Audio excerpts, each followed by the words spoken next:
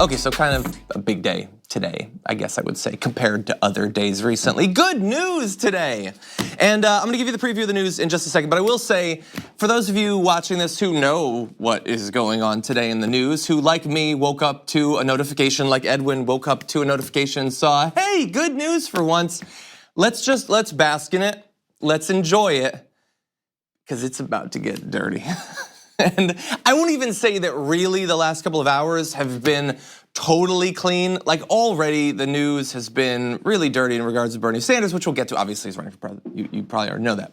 But it is gonna descend into some deep layers of the muck that we haven't seen. We got a preview in 2016, it's gonna get dirtier. We're gonna be talking about that obviously. Bernie Sanders, his candidacy, his platform, and also some of the issues that he will face. Not necessarily the actual issues he'll face, we will be delving into those, but immediately all of the hot takes of the issues pundits say he will face. I would say the issues pundits want him to face. We'll be breaking those down too.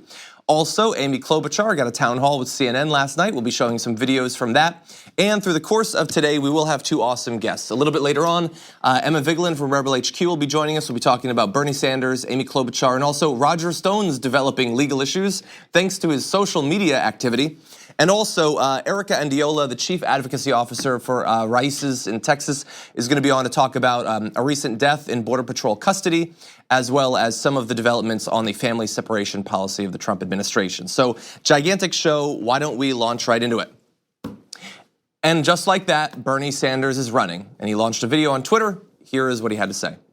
Real change never takes place from the top on down, but always from the bottom on up. Bernie Sanders' healthcare for all idea is gaining steam.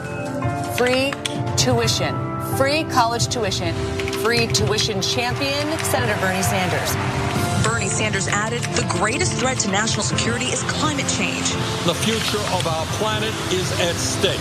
Sanders taking on Amazon. Bernie Sanders has been consistent hammering about income inequality. Nobody in America works 40 hours a week, should be living in poverty.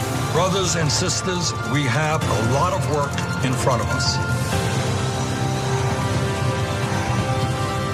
If we are prepared to stand together, there is no end to what the great people of our nation can accomplish.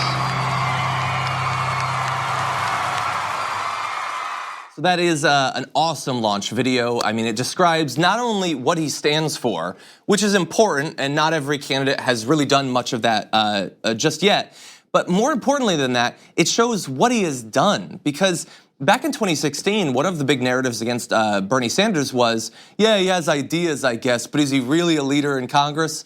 I don't know who that was intended to be, that accent, but they said it. And he wanted to point out that not only has he helped to shift the debate on virtually every one of the most important, most debated, most consequential issues inside of the Democratic Party right now, but he has been a leader on making sure that we achieved things in those regards. So Bernie Sanders hasn't necessarily at the federal level been able to get enough Democrats and Republicans to sign on to his great ideas, although that's becoming more and more of a thing with every passing day. But he has been out there over the years fighting for these at the state, local level, even lower than that, going to particular companies and helping, that they showed in that video, with Disney, helping their workers and advocating in terms of Amazon and Walmart, and notching big wins last year, many times with the aid of Ro Khanna as well. So he has not been limited to just advocating, not even just pushing legislation inside of the Senate. He has been out there as an actual leader, not just a thought leader, not just a debate or a rhetorical leader, but an actual leader on making sure that the working class has a champion, and he has been that champion. And he enters his second run for the presidency as that champion. As many people have pointed out, he is, I think, by every standard, the front runner. There are others who are considered that they would have a great chance. You know, if Biden were to launch, he's a well-known quantity, he'll do quite well, all of that stuff. But coming out of 2016 and coming out of his many wins since then, he is the guy to watch. And we're about to get into what he's gonna be running on. But before we start breaking down the specifics, I wanna show a section of his first interview as a candidate where he talks about what needs to lie underneath any particular policy position here. We're gonna win.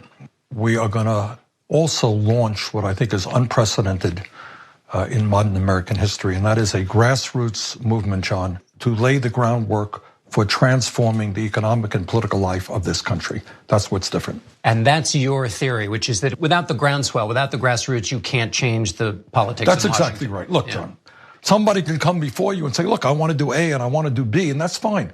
But at the end of the day, the only way that real change takes place is when millions of people stand up, fight back, and say, enough is enough. We're going to have a government that works for all of us, not just the few. Okay, so look, if you pay attention to Bernie Sanders, if you listen to his speeches, if you follow him on social media and all that, nothing that he said there is going to surprise you, but it is sort of the foundation for his theory that a political revolution is needed, and that to get progress on the most important issues, whether economic or environmental or whatever, you're going to need to make some fundamental changes. And what I love about that is I think the American population is even more ready for that sort of approach than they were the last time around. And every day that we're talking about issues like the Green New Deal, they become more ready for that. Because the sort of foundational argument underlying the Green New Deal as the approach that we need towards climate change is the same as Bernie Sanders' approach towards politics. People often look at the Green New Deal and say, well, why does it have stuff about money and politics? What does that have to do with climate change? But the issue is, if you want to actually fix the national global issue of climate change, you are going to need to do what is necessary to get that legislation passed, which means foundational change to our political and economic system to allow it to happen. So long as the most influential, wealthiest donors are in charge of things, you're not going to have progress. And it's not that you're just going to not have progress on one issue. It is all of the issues that threaten those vested interests in this particular case. And so he understands that in a wider political sense in the same way that it's being applied to the Green New Deal. So what will his platform be? A lot of it's going to be sort of the big hits of Bernie Sanders. Not going to shock many of you, but according to Jeff Stein of the Washington Post, his aides are saying Medicare for all, they list as the first. Green New Deal and dealing with climate change. He has long been one of the most outspoken politicians on climate change back during the 2016 election, despite the fact that no one else wanted to talk about it. The debates didn't have questions about it and all of that. $15 minimum wage, something he's been fighting for some time. Criminal justice reform, free public college. They're just saying free college, but it's probably the plan that we're familiar with. Breaking up the biggest banks, part of his advocacy against Wall Street that he has been maintaining since the Great Recession of a decade ago. Gender pay equity, paid leave, lowering prescription drug prices, expanding Social Security, saving unions, the DREAM Act, a number of these issues. We also have background checks and assault weapons ban, affordable housing, new infrastructure, and continuing his opposition to the military-industrial complex, both in terms of unnecessary military ventures abroad, but also the ever-rising military budget inside of the U.S., much of it going to military contractors rather than to the actual soldiers themselves. And drilling down a little bit into his criminal justice platform, legalizing marijuana, abolishing private prisons, ending cash bail, and major reform inside of police departments. So look, you have a lot there. And for someone who we're not familiar with, you might say, well, that just sounds like everything. But the thing is, Bernie Sanders, he's been around for a long time, and some people try to pitch that as a negative, but there are positive consequences to that. And one of the implications of him being around is that we know these are not issues that he picked up today. These are not issues he picked up just for his campaign. These are issues he has been working on for longer than I have been alive. And his position on many of these issues has been consistent for literally decades. So while there are many candidates in this Democratic primary that are going to face very serious questions about how actually committed they are to the things that they're advocating for, especially since in the past they were on the opposite sides of many of these issues, economically in terms of Medicare for all, environmental issues, things like that, Bernie Sanders does not have that liability, and he doesn't have it to a greater degree than anyone else who is or will run for the Democratic nomination in 2020. That is one of his greatest strengths. It is authenticity grounded in history, and Bernie Sanders has that. No one else does in the same exact way. We have more video of his that I do want to get to, and we will in the near term. I will also say that going forward, the show is going to probably talk about Bernie a good bit, so buckle up on that one. But we do want to go to our first break, because on the other side of this, we've got Erika Andiola, who's an advocate at Raíces, Texas, who's going to be on to talk about family separation policy, a death at the border, the launch of the new push for the wall, all these related issues, gigantic part of the news. We need to talk about a relatively new show called The Republic, or UNFTR. As a Young Turks fan, you already know that the government, the media, and corporations are constantly peddling lies that serve the interests of the rich and powerful. But now there's a podcast dedicated to unraveling those lies, debunking the conventional wisdom. In each episode of On the Republic, or UNFTR, The host delves into a different historical episode or topic that's generally misunderstood or purposely obfuscated by the so-called powers that be, featuring in-depth research, razor-sharp commentary, and just the right amount of vulgarity. The UNFTR podcast takes a sledgehammer to what you thought you knew about some of the nation's most sacred historical cows. But don't just take my word for it. The New York Times described UNFTR as consistently compelling and educational, aiming to challenge conventional wisdom and upend the historical narratives that were taught in school. For as the great philosopher Yoda once put it, you must unlearn what you have learned. And that's true whether you're in Jedi training or you're uprooting and exposing all the propaganda and disinformation you've been fed over the course of your lifetime. So search for UNFDR in your podcast app today and get ready to get informed, angered, and entertained all at the same time.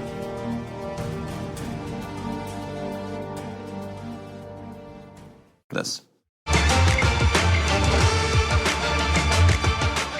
Joining us now on the Damage Report to break down the latest on family separation crisis and other issues at the border is Erika Andiola, Chief Advocacy Officer for Raíces Texas. Erika, welcome to the show. Hi, thank you for having me. Very glad to have you here and to talk about these issues, although I wish we could be talking about more positive news, but this is the country we've got. So not long ago, the Trump administration announced that it would simply be too much work, it would require too much effort to reunite the remaining kids that were separated from their families last year. And they also said that it would be traumatic to the children to do that reuniting process at this point. When you heard that news, you and your organization, how did you respond to that? Yeah, I mean, it's really just, again, for me to think about the fact that this administration would actually use children and their safety and their mental, basically they were traumatized just to be able to make a point politically is completely just, for me, it's just another reminder of what we're dealing with in the current Trump administration. And, when they talk about this whole worry that they have that these children are going to, suffer from trauma by, being taken away from their sponsors, basically the people who are able to take them out of, the shelters or the detention centers where they're held, which, it's not their parents. It's basically people who sponsor them. They don't want to take them away from them because they think that they're going to suffer some sort of trauma. And it's ridiculous to hear that because just the fact that they were taken away without necessarily, being told what was going to happen with them, it's already a trauma for these kids. And so we're trying our best to try to reunite these families. It's been really hard because unfortunately the government didn't keep track of every child that was taken away from their parents. And so that is the actual crisis that is happening at this moment.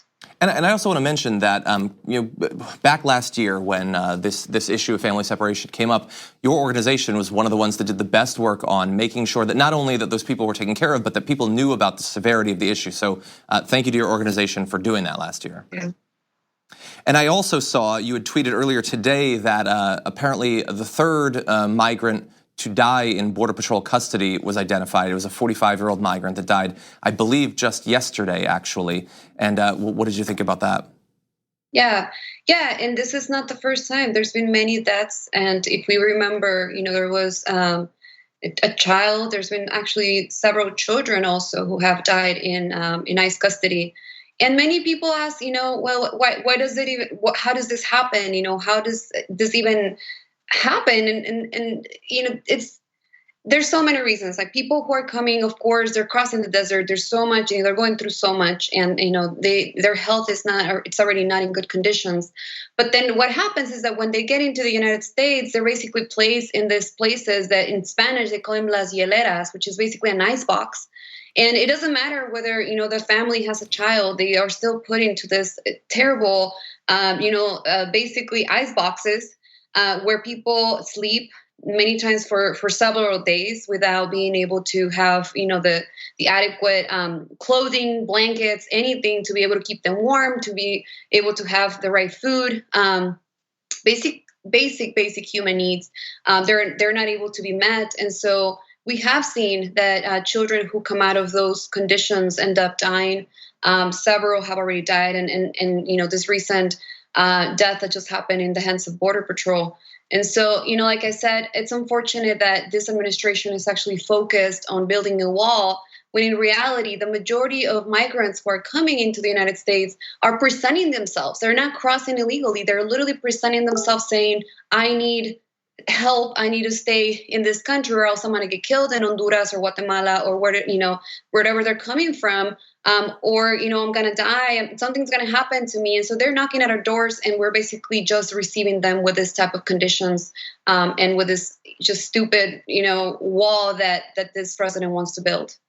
And so why don't we turn to that? Just a couple of days ago, Donald Trump declared a national emergency at the border. So is there a national emergency at the border? And if so, is it of the nature that he described? Let me tell you what the actual emergency is happening. And I don't want to use the word emergency because there's so many things in this country that could be an emergency, like climate change. A lot of the things that are happening in the streets with people getting shot just for being Black or being Latino. I mean, there's so many things that could be an emergency in this country, and that's never being paid attention to. Yet we have, there is a crisis. There's definitely a humanitarian crisis that's happening at the border. Just recently, 2 of our staff members were at Piedras Negras, which is across the border from Texas. And there were about almost 2,000 migrants who were put into this abandoned warehouse. They were put in these conditions. Basically, they were locked up in there without, they didn't even know. They were actually told that they were going to be given a ride by the Mexican authorities to the border. They get there and they get stuck in this old warehouse. They didn't have the right, again, they didn't have the right food. They didn't have any of the basic human needs that they needed. And it was so devastating for us to see. We couldn't help them. They wouldn't let us go in and help them. And to us, that is the actual crisis that is happening. And we're not dealing with it. In the contrary, the administration is creating more and more policies to make it harder for these folks to be able to come in. And unfortunately, if he does last another 2 years, he's going to have quite a bit of time to continue to do that with Stephen Miller at his side. So over the next 2 years, assuming he finishes out his first term, what do you think that people watching this show, maybe politicians, should do to help to constrain some of his worst impulses in this area? We have been pushing Democrats. We have been pushing, and your audience, I think, has been following a lot of the work that the immigrant rights community or the movement has been doing to push Democrats to do the right thing, and not necessarily just talk about supporting the undocumented community and the immigrant community, but also to be able to push back, on everything that Trump is asking. And that includes all this money. I mean, basically they gave him all this money again for DHS, for the Department of Homeland Security, that they didn't need. Yeah. They were, basically just handing over all this money that they didn't need. And so we need to continue to push on Democrats to do the right thing, to not continue to give in and actually push back against Trump. If not, we're going to see another 2 years of terrible policies coming our way. And I'm glad that you mentioned that because while I think a lot of people were relieved to see that there wasn't going to be another shutdown, at the time when the deal was announced, the fact that billions of additional dollars would be given, not only for building some of the wall, but for more and more security at the border. Thankfully, there were some representatives, including Alexandria Ocasio-Cortez and other freshman representatives who spoke out against that. But of course, it did in the end end up passing. In any event, Erika, I want to thank you for joining us and lending the perspective of your organization who's been doing great work on this issue. Hopefully we'll be able to talk in the future as this continues to develop. Thank you so much for having me. Will do. Thank you. We're going to take a short break here. When we come back, Amy Klobuchar just had her CNN town hall last night. We'll be breaking down some of what she said after this.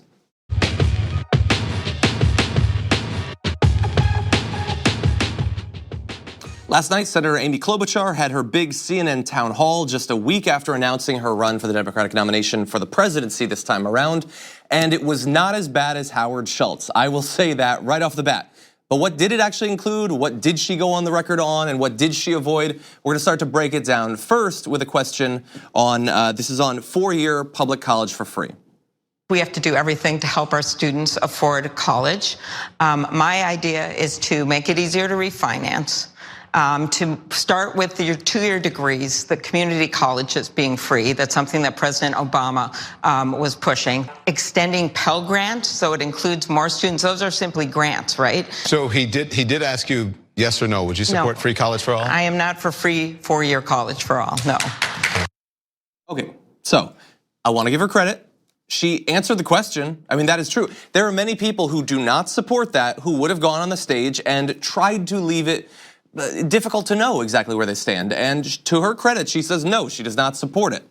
That is going to be a running theme for Amy Klobuchar, because she came out the gate saying, I'm a moderate, I'm a centrist. I am not one of these people that's going to try to convince you that I'm a progressive. She has called herself a progressive, but she was very clear that that does not mean much in practice when she uses it that way. In fact, she said, and I love this because it says so much in just a few words, we need more than aspirational, we need serious action. Okay, so let's say we have an education crisis and people can't really afford it and people are being, like swamped for the rest of their life with student loan debt. We need more than aspirational, we need serious action, like mild changes to Pell Grants and the ability to refinance. Serious action. I would say we do need more than aspirational, and you're not reaching aspirational. You're not in the same neighborhood as aspirational there. I mean, look, would her changes on education be better than the current system? Sure. If she were the candidate, would I prefer her on education than Donald Trump? Obviously. But we're not there. We're in a primary. We're trying to get people fired up. We are trying to inspire people to be a part of the system. You're not doing that with this. But maybe it's just education. Maybe I'm being unfair. More important issue to a lot of voters even is health care. So let's see what you had to say about that.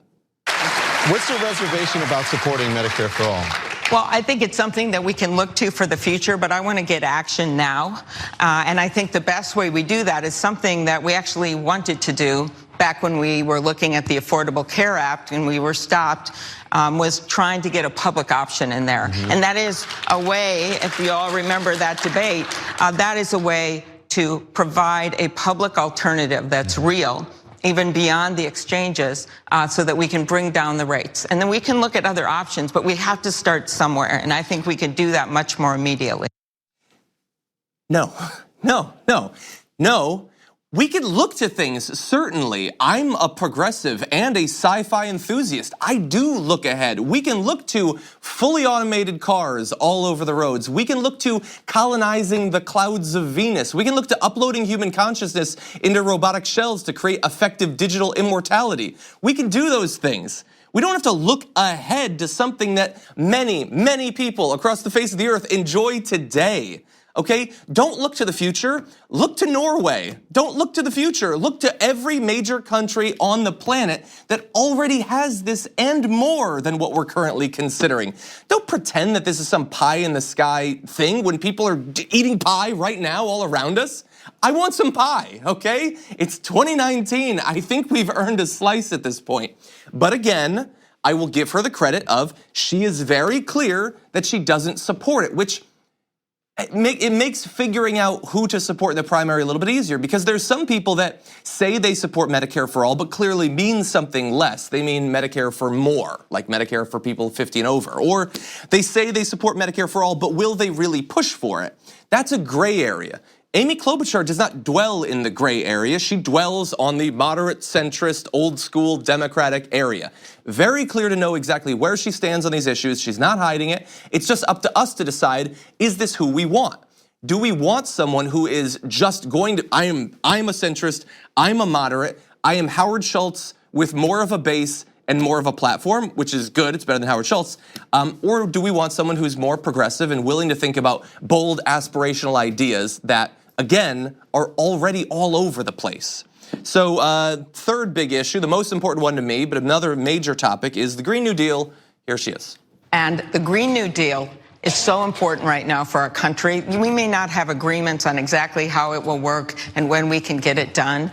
And my point that I made there was that this is a discussion that we must have as a country. For too long, we've just been admiring the problem, right? We've been saying, oh, it's happening. And most of the members of the Senate did admit that it's happening. But what are you going to do about it? So I will, as the first day as the president, sign us back into the International Climate Change Agreement. That is on day one. Obviously. Who running? This is a serious question. I don't know, for you, for Amy Klobuchar, for whoever. Who has announced that they're running who would not sign us back up for the Paris Climate Accords at this point? How could you not have that position? It was literally insane, even for most Republicans, that Donald Trump pulled us out of that. So look, I'm glad that people clapped because it implies that the crowd cares about climate change, and that's what I want. And I guess I'm glad that she would do that, but like, I don't want Cory Booker to come on stage and say, on day one, I will not go around punching everybody in the face. Like, yeah, okay, that's great, but I'm not gonna vote for you based on that. Obviously, we're going to get back into the Paris Climate Accords, but that is the lowest possible bar. We need far more than that. And honestly, the more she says about the Green New Deal, although she's speaking positively, this is an area where I think, unlike before, I don't think that she does deserve a lot of credit because she is shrouding everything in ambiguity on this topic. She says, and the actual legislation you do, we know there's going to be compromises. It's not going to be exactly like that, talking about the Green New Deal as it's currently constituted. And we know we're going to have to look out for different areas of the country and how we proceed and be smart about it for the middle class and for people that are more vulnerable. We want to make this work for everyone. All of that sounds good, but I can already feel the creepers of centrist moderate narratives in that. Yes, we're gonna have it, but we're gonna have compromises. Yes, we can do it, but we do have to worry about the most vulnerable. No, we need to do it because we're worried about the most vulnerable. The current situation, that is what is going to devastate these communities. It is only the Green New Deal that is going to stop that from happening. Not the Green New Deal, but defanged so that it's more, that corporate CEOs will find it more acceptable. No, the less you do in this regard, the more potential threat and harm that will come to the most vulnerable communities. It has been designed in an all-encompassing fashion specifically to address those communities, while also, if you want to talk about the middle class, while also providing perhaps the single largest economic stimulus of any policy being proposed right now on either side of the aisle. Not it, but a bunch of the interesting parts taken out. That's what we want, and she does not support that. Now, outside of the big policy areas, Amy Klobuchar has also faced a number of concerns about how she's treated her staff. That did come up, so credit to, I guess, the individual in the crowd or CNN for allowing her to be questioned on that. But she responded to a question about her harsh treatment by saying, am I a tough boss sometimes? Yes. Have I pushed people too hard? Yes. And let me just briefly say, that was a joke on Seinfeld when people ask themselves really simple questions so that they can answer them and look really smart. But okay, she says that. She goes on to say, but I have kept expectations for myself that are very high. I've asked my staff to meet those same expectations. And the big point for me is I want the country to meet high expectations because we don't have that going now. So credit to the PR rep that was able to tell her, hey, okay, you have been really cruel and unnecessarily harsh with your staff. Make it about you having high expectations for the country. That's fine. Now look, I'm not sitting here telling you that if she wrote some really insulting emails to her staff, you shouldn't vote for her for president. I think that's reason number 100 on anyone's list of whether they should or shouldn't support a politician. But this is a disingenuous answer. She was not having high expectations for her staff. She was emailing them in the middle of the night telling them that they are the worst, which is odd for a fully grown woman to even be using that terminology, let alone with her staff. Let alone her using her staff as her personal maids and laundry attendants and errand boys and things like that. We're not talking about gophers, we're talking about like aides that have been working in politics for a long time being treated as if they are nothing effectively, not people really. And so it's not about expectations for the country, it's about expectations for you and how you're gonna treat the people around you. Again, this is not one of the most important issues, but it is something that she's going to continue to face, I would say, justified criticism on if she is going to answer it in as flippant a fashion as she did right here. Now, another big topic came up. We were just days out from the national emergency declaration there, so she responded to that saying, well, last time I checked, emergencies are things like the wildfires in Colorado. They're things like Hurricane Sandy. They're things like what we just saw in Florida. So this is unprecedented for him to declare something like that in an emergency. And that's perfectly fine. I don't really have a problem with that. I would have listed some other examples as well, national gun violence and the issue with Puerto Rico that continues to this day. But that's not necessary. She did a good job there. Overall, though, she came out with a platform that you can agree or disagree with. She has been relatively clear on all of the big issues that I think will be sort of litmus tests in this Democratic primary. That is, at this point, more than can be said for some of the other front runners or highest polling candidates. There are people who do not want to be as easy to read as Amy Klobuchar, but that might also be a gigantic downside for her considering the national political climate that we live in. Now with that, we are gonna take a break. We come back, Emma Vigeland's gonna be joining us, so it should be a lot of fun on the other side of this. So days in advance of this show, we scheduled Emma Vigeland of Rebel HQ to join the show just because I like talking about the news with her, so I knew that whatever was in the news was going to be fun. But little did I know that it would be on as momentous a day as today. So with that, considering the news out there, Emma Vigeland, welcome back to the Damage Report.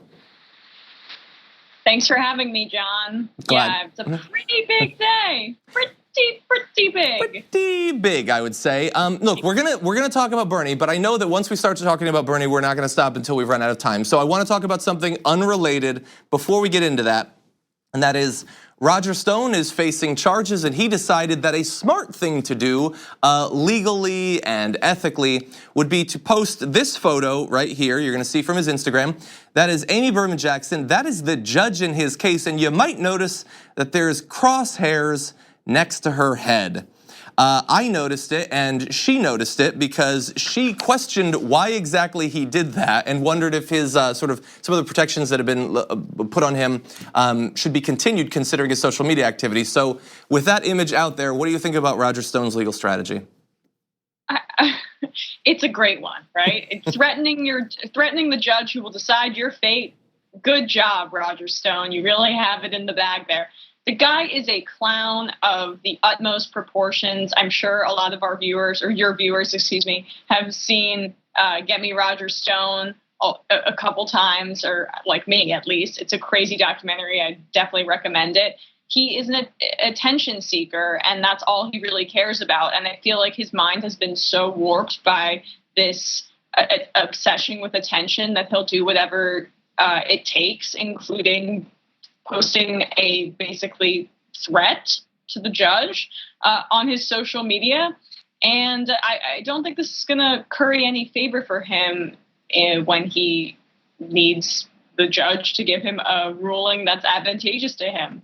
Yeah, look, I want to be clear. I want him to be judged based on the content of the charges against him, but we are primates. I would be biased if you threatened my life. Now, he says that any implication that it was meant to threaten her is false, and he did take down the image.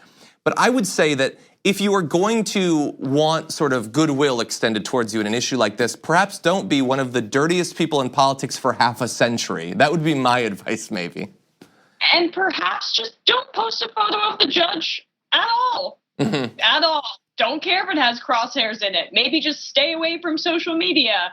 Have someone else have your social media password. I know that some problematic celebrities have done that in the past. Say, manager, take my password. Roger Stone should probably follow that blueprint, but unfortunately, he's too much of a narcissist and an attention seeker to actually do something like that. Truer words have never been spoken. So let's turn to the big news of the day. Bernie Sanders is running for president. Emma Vigeland, how did you respond to that news? We, of course, knew this was going to happen. A lot of people I saw were, thought that maybe it was all a ruse, that he was never going to run because Elizabeth Warren and him are so similar policy-wise. But it would really be crazy if he didn't run because he is the most popular politician in the country by many metrics. Biden does beat him in some sort of polling, but this is just my instinct. I hope I'm not being biased, that I believe if Biden were to enter the race, his polling lead would evaporate pretty quickly because he's all Obama-era nostalgia, and a lot of his former policy positions from when he was a senator, like the support of the crime bill and others in 1993, I think that they would come back to haunt him and that the lead would evaporate pretty quickly. Bernie Sanders is extremely popular among the Democratic base, despite what the Democratic elite would have you believe. So he has a built-in network already, similar, but not exactly like what was the case with Hillary Clinton in 2016. She had the entire establishment lined up behind her, but Bernie has an entire grassroots organizing campaign behind him, and we all know what wins out in the end. Yeah. Headline tomorrow, Emma Vigeland says, Bernie, same as Hillary Clinton. Okay, so there has been a lot of immediate takes. I'm assuming these articles were written in advance of him running. Here are the issues that Bernie Sanders will face if he runs. And I'm gonna do a video just a little bit later on addressing some of them, but I want your reaction to, he's too damn old, he's too damn radical, how dare he run? All of the issues that he is alleged to have with various demographic groups in America that is already blanketing social media and CNN coverage of him. Although I will give them credit, they are giving him a town hall next Monday, which I did not think they would do.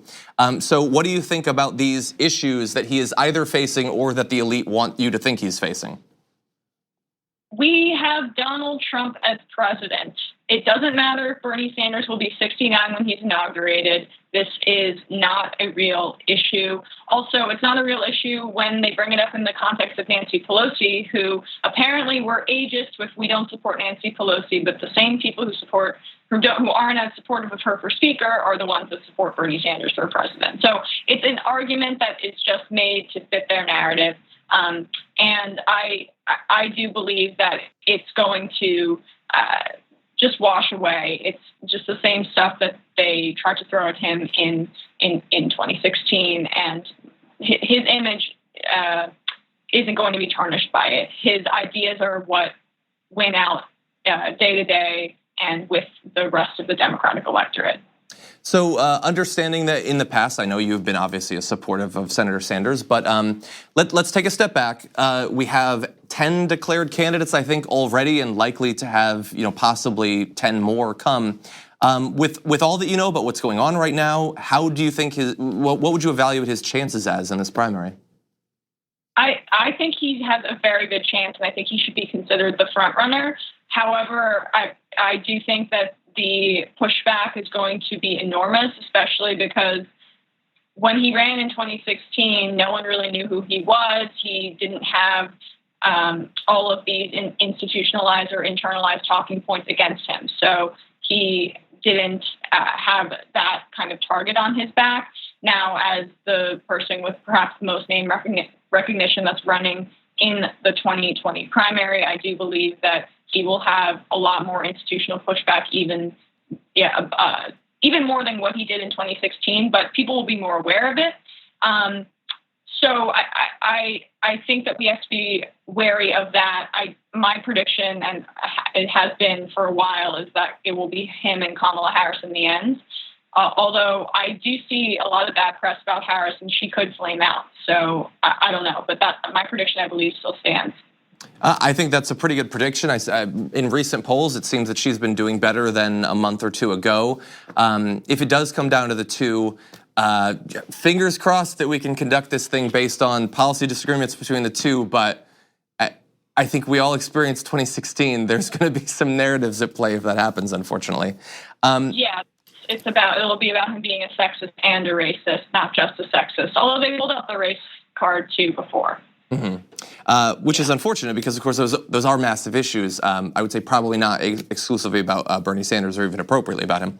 I want to ask you about a sort of related issue of other big figures in the news. Since the last time he ran, we have a new, I guess, one of the most followed people on social media in elected office, Alexandria Ocasio-Cortez, who worked as an organizer for Bernie Sanders the last time around. I believe she has indicated that she won't be doing any sort of early endorsing of any candidate regardless of who runs. But if she does decide to get involved, how influential do you think that her advocacy for either Bernie Sanders or Elizabeth Warren or some other candidate could end up being?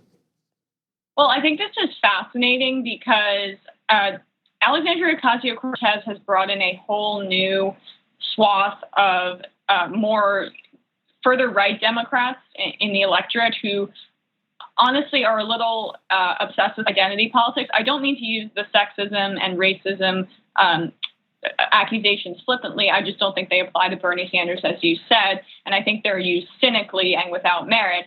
But a lot of Democrats who are focused on the issues of identity, race, and gender have embraced Alexandria Ocasio-Cortez, where they have been dismissive of and often very critical of Bernie Sanders when their policies are very similar. And Alexandria Ocasio-Cortez got into politics partially because of being inspired by Bernie Sanders.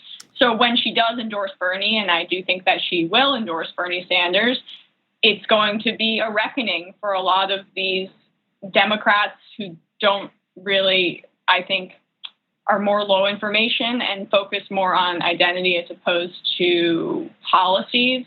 And she says she won't endorse until the New York primary. That's a very long ways away. It is. I doubt that will be the case. I think that was just kind of a way to deflect from. It was either on Face the Nation or Meet the Press, whatever question, horse race that they were throwing at her. Okay, I need super fast answer just because what you said, I have to ask this. Because I've noticed that some people who were very against Bernie are very enthusiastic about her. If she does endorse, does your gut say that will lead these people to support Bernie more or start to oppose AOC more? Oppose AOC more, 100%. And it'll be really antagonistic on Twitter, and I will be in the thick of it. Based on the videos I've seen of you at Trump rallies, I have no doubt that will be the case. Emma Vigeland, as always, thank you for joining us. We really appreciate it. Thanks so much, John. We're going to take a short break. We come back, a few more issues that Bernie Sanders might face and my response after this. So already, just within a couple of hours of Bernie Sanders announcing that airwaves have been full, the blogs have been bloated with the hot takes of all of the issues that Bernie Sanders is going to face. And I would like to respond to some of them, although I know that it is irrelevant for me to do so because it will not convince anyone. There's so many zombie myths about Bernie Sanders, these accusations of him having a weakness in a certain area that when you show facts, statistical information that refutes it, doesn't really make much of a difference. And you could go back. We did a myth of American politics on the Bernie bro myth, and I still see that thrown around. And that's in fact one of the things that I want to start with, which it's not so much a criticism of Bernie Sanders that this idea of the Bernie bro is out there. Yes, it is intended to demean him and imply that he has some sort of fundamental structural issue with certain types of Americans, but more so on an individual level, it is meant to scare or shame anyone who would support Bernie Sanders. So very early on in Bernie Sanders' 2016 run, this idea of the Bernie bro came about. And the idea was that there is only one type of person that supports Bernie Sanders. This is a person who is young, who is white, who is male, probably a democratic socialist, and that is basically it. Now, I am sure that there are some people who use that term early on, that as his appeal started to grow and as people of all different types started to like him, they realized that was no longer appropriate and stopped using the term. But many people, especially people in the media, political commentators on Twitter and things like that, continue to do so. And so I want to respond to that once again. The first issue, is he appealing only to men? Statistics would be surprised to find that out because apparently we showed this before, his approval rating is higher amongst women than it is amongst men. There's a lot more men that despise Bernie Sanders than women, but there's no Bernie cis meme that's going around, it's all the bros. Racial issues. Now, did Hillary Clinton get a higher share of, for instance, the African American vote in the 2016 election in the primaries? Yes, she did. Now, that, when you break it down by age groups, is much more of a thing of older African-American voters preferred Hillary Clinton, younger African-American voters supported Bernie Sanders, but there are more older voters than there are younger voters, so the overall numbers looked bad for him in that regard. But there are many, many people of various racial groups and religious groups and all of that support Bernie Sanders. And yet the bro thing continues. And so some people have pointed out that those people who use this term might not know that they are erasing millions of women and African Americans and Latinos and Jews and all sorts of people who don't fit the very narrowly defined idea of a Bernie Sanders supporter. But I will go farther, because we've had this information for a long time. It is no longer the case that the Bernie bro thing is an accidental erasure of these people. It is an intentional erasure of them. If you support Bernie Sanders and you are not a white male between the ages of 18 and 25 who believes in Medicare for all, they don't want you to count in this process. They don't want your opinions to be heard. You're inconvenient to the narrative that has been spun and will continue to be spun throughout the 2020 race. And so understand that if you support Bernie Sanders, it is likely that you will be attacked in that particular way, and by proxy, so will he as well. There's much more to it. We will get to more in future episodes of The Damage Report. Thank you to everybody who watched this episode. Many more exciting guests and news to cover in the week to come. We'll see you then.